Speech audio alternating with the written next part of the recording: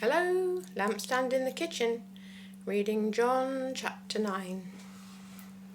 As he passed by, he saw a man blind from his birth, and his disciples asked him, "Rabbi, who sinned, this man or his parents, that he was born blind?"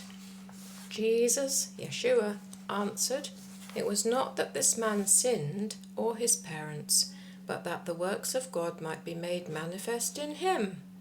We must work the works of him who sent me while it is day. Night comes when no one can work. As long as I am in the world, I am the light of the world." As he said this, he spat on the ground and made clay of the spittle and anointed the man's eyes with the clay, saying to him, "Go, wash in the pool of Siloam," which means sent. So he went and washed and came back seeing. The neighbours and those who had seen him before as a beggar said, "Is this not the man who used to sit and beg?" Some said, "It is he." Others said, "No, but he is like him." He said, "I am the man." They said to him, "Then how were your eyes opened?" He answered, "The man called Yeshua made clay and anointed my eyes and said to me, 'Go to Siloam and wash.' So I went and washed and received my sight." They said to him, "Where is he?" He said, "I do not know." They brought to the Pharisees the man who had formerly been blind. Now it was a Sabbath day when Yeshua made the clay and opened his eyes. The Pharisees again asked him how he had received his sight, and he said to them, "He put clay on my eyes, and I washed, and I see." Some of the Pharisees said, "This man is not from God, for he does not keep the Sabbath." But others said, "How can a man who is a sinner do such signs?" There was a division among them. So they again said to the blind man, "What do you say about him, since he has opened your eyes?" He said, "He is a prophet."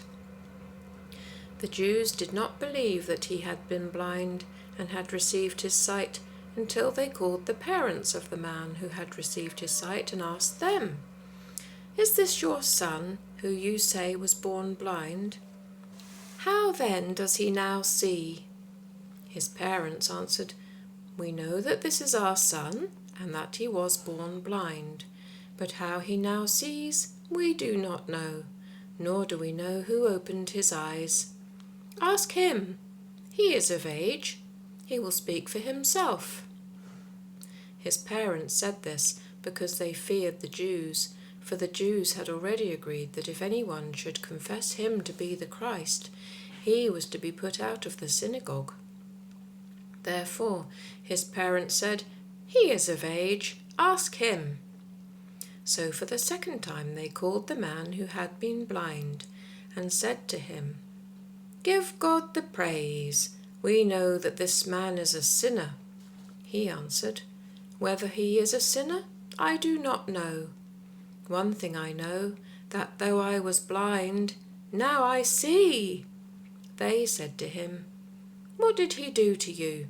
How did he open your eyes?" He answered them, "I have told you already, and you would not listen. Why do you want to hear it again? Do you too want to become his disciples?" And they reviled him, saying, "You are his disciple, but we are disciples of Moses. We know that God has spoken to Moses, but as for this man, we do not know where he comes from." The man answered, "Why, this is a marvel. You do not know where he comes from, and yet he opened my eyes.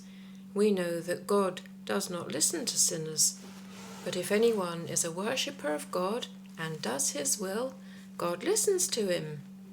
Never since the world began has it been heard that anyone opened the eyes of a man born blind. If this man were not from God, he could do nothing." They answered him, "You were born in utter sin, and would you teach us?" And they cast him out. Yeshua heard that they had cast him out, and having found him, he said, "Do you believe in the Son of Man?" He answered, "And who is he, sir, that I may believe in him?" Yeshua said to him, "You have seen him, and it is he who speaks to you." He said, "Lord, I believe," and he worshipped him. Yeshua said, "For judgment I came into this world, that those who do not see may see, and those who see may become blind." Some of the Pharisees near him heard this, and they said to him, "Are we also blind?" Yeshua said to them, "If you were blind, you would have no guilt. But now that you say, 'We see,' your guilt remains." Thanks be to God, and God bless you. Oh, please subscribe, because I need 12 more subscribers to make 50 subscribers, and then I can do live broadcasts. Thank you.